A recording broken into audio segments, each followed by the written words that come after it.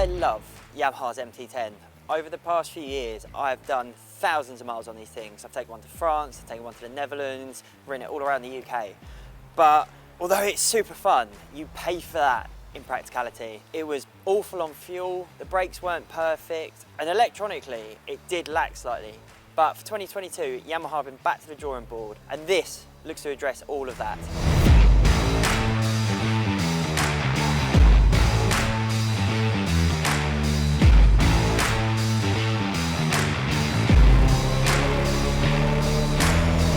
So what's new? Well, for starters, the engine, it's been brought in line with the R1. It's got the new updated engine. It's got loads of new internals, but it's not just the R1 engine thrown into the same chassis with some straight bars. 40% of the internals on the MT-10's engine are just for this bike to give it its own character. And that means it's got 5 more horsepower than before, so it's at 166 horsepower now.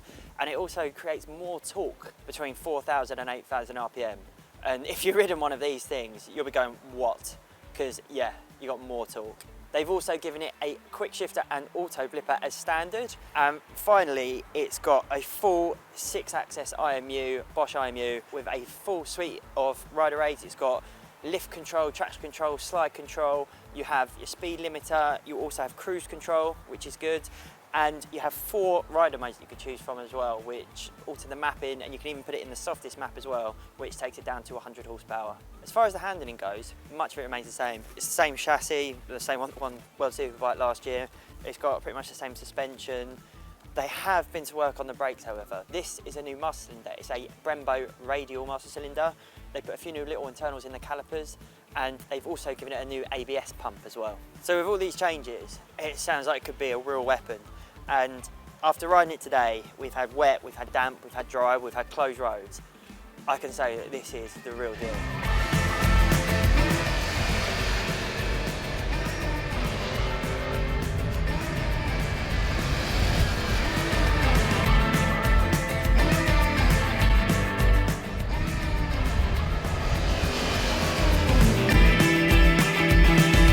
So today we've had all weathers. We started off, it was wet.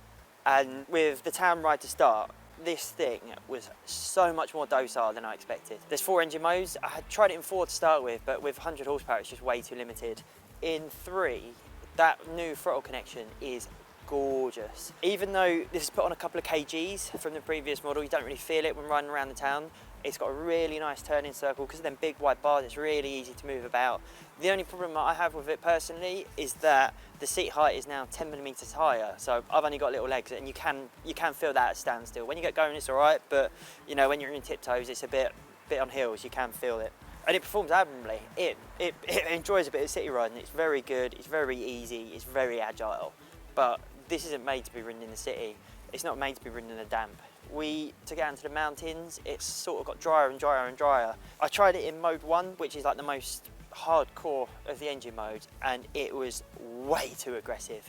This thing is an animal. They've given it more power, they've given it more torque, and honestly, if you haven't ridden one of these and you fancy something fun, you fancy something a bit exciting, a bit bonkers, this is the bike for you. In modes 2 and 3, it's still exciting, but it is pretty much perfect for me, that sort of limit.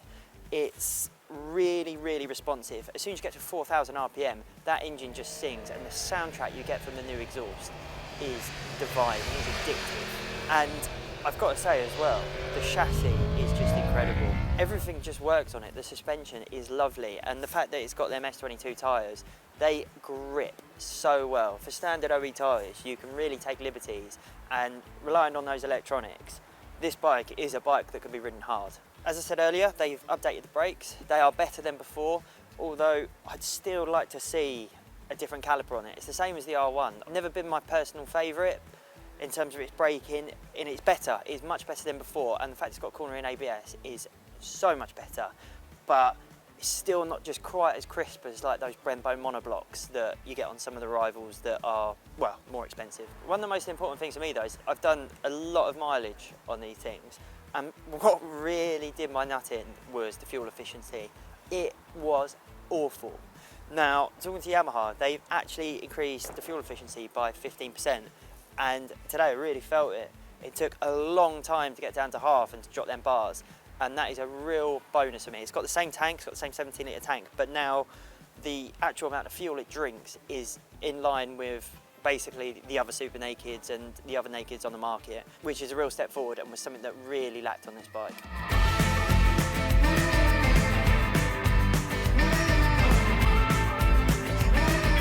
But the real fun came when we switched everything off and had some private roads to play on. This thing is the best toy in the toolbox. It is an absolute smile factory. It wheelies, it stoppies, it burnouts. It's so aggressive and so fun and so confidence inspiring to ride. If you want something just to go absolutely bozo on, this is the bike. But the beauty of it now is it's not just a bike that you can go absolutely bananas on. With the updated engine, it feels actually a little more user-friendly than before. The brakes are a bit better. It actually has decent fuel efficiency. This is now a complete rounded package. It's not just a fun bike that you pull out on a Sunday for a few hours. You can go touring on it. If you chuck a screen on it, it'd be great. It's got cruise control.